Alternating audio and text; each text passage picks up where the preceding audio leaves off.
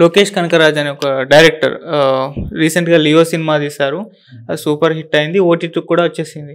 అయితే ఈ సినిమాలో ఉమెన్స్కి అగెనిస్ట్గా వైలెన్స్ ఎక్కువగా ఉంది, too much violence, too much blood, guns ఇవన్నీ ఉన్నాయని చెప్పేసి ఆయన పైన మదురైలో కేసు ఫైల్ చేశారు.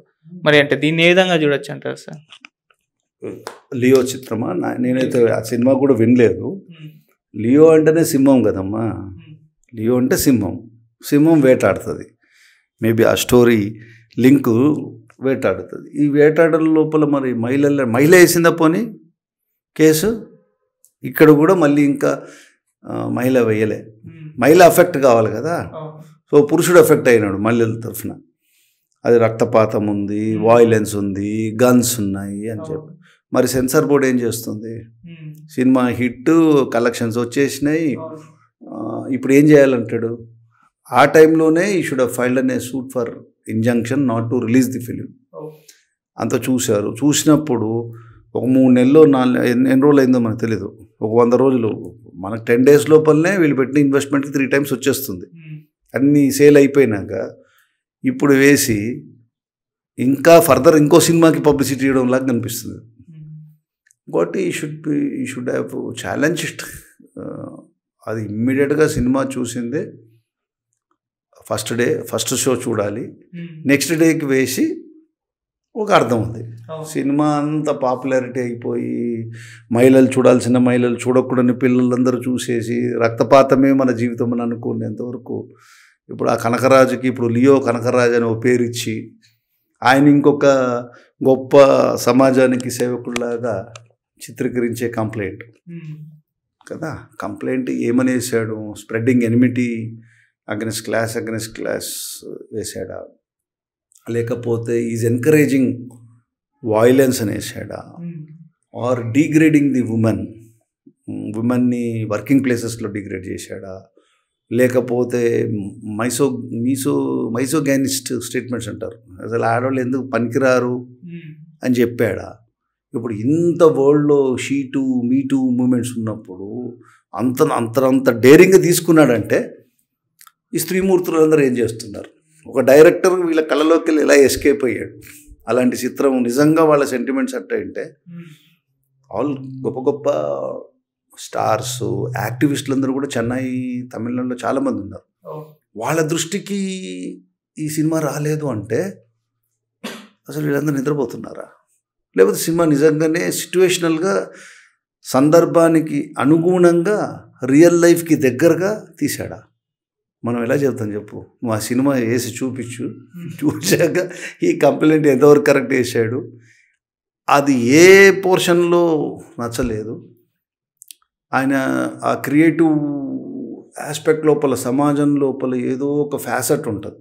ఇప్పుడు కాశ్మీర్ ఫైల్స్ అని వచ్చింది ఒకసారి, దానికి చాలా అబ్జెక్షన్స్ తీసుకున్నారు. కొన్ని రియాలిటీస్ ఉంటాయి కానీ అబ్జెక్షన్స్ వస్తాయి. ఎవరి దగ్గరికి వెళ్ళి అబ్జెక్షన్? ఎవడైతే దెబ్బ కొట్టేటోడి నుంచి చాలా గొప్పగా యాక్టివిస్టుల రూపంలోనో ఎవరి రూపంలోనో స్పాన్సర్డ్ ఉంటాయి. కొన్ని సినిమాలు ఫెయిల్ అయ్యేటప్పుడు ఈ సినిమాలో ఇలా ఉంది, ఈ సీన్ అలా పెట్టారని చెప్పి గొడవలు చేస్తూ ఉంటారు. దీంట్లో అన్నెసెసరీగా అన్నారని కొన్ని ఉంటాయి. సో దానికి ఎండ్లెస్ అది. సో వీళ్ళ బిజినెస్ వీళ్ళు కాపాడుకోవాలి.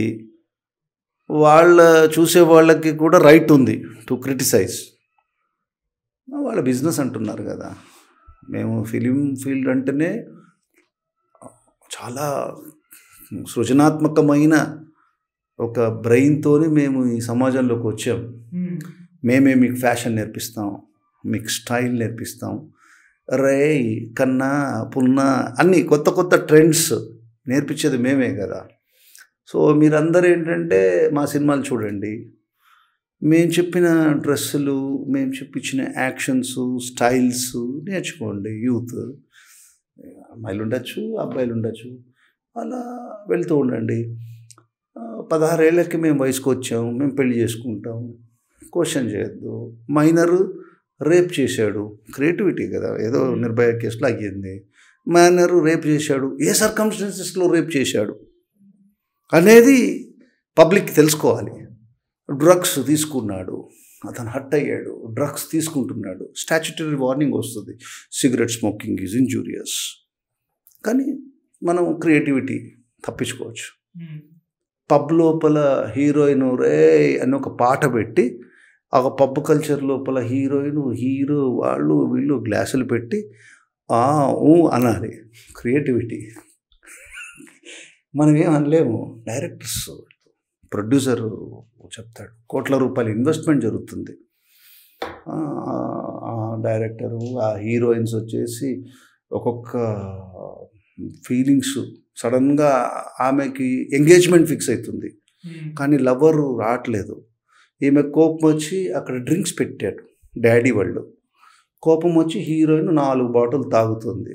ఆమెనే విచ్చలవిడిగా డ్యాన్స్ ఇస్తుంది. చూసిన వాళ్ళందరూ చప్పట్లు కొట్టి రిలాక్స్డ్ ఫీల్ అవుతున్నారు. అదే కదా మన సమాజం. అదే అంటే మేము సమాజంలో ఉందే తీస్తున్నామండి అంటున్నారు. ఏ సమాజం తీస్తుంది అది? ఎంతమంది అలా ఉన్నారు? వీళ్ళు చేస్తున్నారు కాబట్టి, వీళ్ళు చూపిస్తున్నారు కాబట్టి మేము చూస్తున్నాం అంటున్నారు ఆడియన్స్. వీళ్ళు కూడా ఇంకా ఆ లెవెల్కి వచ్చి అంత క్రియేటివిటీ వీళ్ళకి లేదు, టైం లేదు. ఒక్కొక్క సినిమా ఉందనుకోండి, సినిమాకు ఒక రేట్ ఉంటుంది. వీళ్ళు చేసే ఈ క్రియేటివిటీ వైలెన్స్కి ఇంకొక 500 300 పాపం గవర్నమెంట్ వీళ్ళకి ఒక ఫెసిలిటీ ఇస్తుంది. ఎందుకంటే ప్రొడ్యూసర్ లాస్ కాకూడదు. సో గవర్నమెంట్ ఇంట్రెస్ట్ కూడా ఏంటి, చూసినోడు చెడిపోని, మందేం పోయింది. కానీ రోజు పేపర్స్లో ఏమొస్తుందంటే we are controlling drugs, honest police officers have taken action to control drugs. అన్ని యాక్టివిటీస్ అంతా కూడా స్ట్రిక్ట్ పోలీస్ ఆఫీసర్. అంటే ఎంతమంది ఉన్న వాళ్ళందరూ స్ట్రిక్ట్ కాదా, న్యూస్లో వస్తుంటుంది. అనగానే ఇట్లా ఒకసారి పోలీస్ అని వాళ్ళ ఫీలింగు, పబ్లిక్ ఏమో బాగా ఇన్సిడెంట్ అయితే కానీ నరల్లో శక్తి పోయిన జనాలకి ఆడి ఏమన్నా ఏం చేసినా కూడా సినిమాలు చూస్తే సినిమాలు కూడా పబ్లిక్లోనే హ్యాపీగా చూస్తున్నారు. ఇంకా కొన్ని చోట్ల అయితే పిల్లలు టీవీ కదా, సినిమాలన్నా కాండమ్ యాడ్స్ సినిమాలు అప్పుడు రేర్గా వేస్తారు. ఈ మధ్య టీవీల్లో ఒక్కొక్కసారి బట్టలు చించేసుకుంటూ కాండమ్ యాడ్స్. పిల్లలు పెద్దలందరూ టీ కాఫీ తాగుతూ చాలా చూడడం, పిల్లలు అది చింపేసుకుంటారు ఒకటి. ఎందుకంటే యాడ్ చూశాడు. ఇన్ఫ్లుయెన్స్ కావద్దంటే ఎట్లా? ఇప్పుడు ఒక సినిమా, మంచి సినిమా జనాల్ని ఒక మంచి మార్గంలో నడిపించినప్పుడు చెడు సినిమా కూడా ఇన్ఫ్లుయెన్స్ ఉంటుంది కదా. అది డైరెక్టర్కి అవసరం లేదు, ఎందుకంటే ఆయన క్రియేటివ్ పర్సన్. యాక్టర్కి అవసరం లేదు, ఎందుకంటే దే ఆర్ ఎమోటింగ్ ఎమోషన్స్. హీరోయిన్కి అవసరం లేదు, ఎందుకంటే I want to exhibit my talent, నేను ఇండస్ట్రీకి వచ్చింది ఉండడానికి వచ్చాను అని ఇవన్నీ చెప్తున్నారు. జనాలేమో పాపం 80% పబ్లిక్ చదువుకోకుండా, చదువులు ఇవన్నీ సంస్కారాలు వదిలేసి సాటర్డే సండే పబ్ కల్చర్ దాంట్లో ఎమ్యులేట్ చేస్తున్నారని మళ్ళీ అదే న్యూస్ పేపర్ రిపోర్ట్స్. మనం చెప్పట్లేదు నాయన, నేను చెప్పినా అని చెప్పేవు నువ్వు, నేను చెప్పట్లేదు. It's the reports of the police and all other agencies. పాపం పబ్కి వెళ్ళడం, బయటికి పబ్లో ఏమో 10,000 బిల్ కడతాడు, బయటకు వచ్చినాక స్కూటర్ డ్రంక్ అండ్ డ్రైవింగ్లో 3,000 కడతాడు. వీడికి శాలరీ వచ్చేది ఒక 30,000 ఉంటుంది. 3 times పోయాడంటే వీడు అప్పుల్లో ఉంటాడు. దానికి మళ్ళీ బ్యాంక్, ఆ బ్యాంకులో నుంచి చైనీస్ యాపోడు లేకపోతే ఇంకోడు స్కీమోడు వీడిని తిడతాడు. It leads to an offence. కానీ సినిమాలకు తప్పులేదు, ఎందుకంటే వాళ్ళు ఓన్లీ న్యాచురల్గా క్రియేటివ్గా ఆలోచించి ఎంతోమందికి ఉద్యోగం ఇస్తున్నారు. చూడకపోతే మళ్ళీ హర్ట్ అవుతారు. చూడాలి మనం. అది ఎక్కడికి వెళ్ళిన స్టోరీ రావచ్చు, ఏమైనా స్టోరీ చేయొచ్చు. ఒకే సినిమాని ఒకే కాన్సెప్ట్లోని 10 విధాల 10 యాంగిల్స్లో డిఫరెంట్ యాక్టర్లతో అదే స్టోరీ ఉండొచ్చు, కానీ క్రియేటివిటీ మనం ఏమనకూడదు.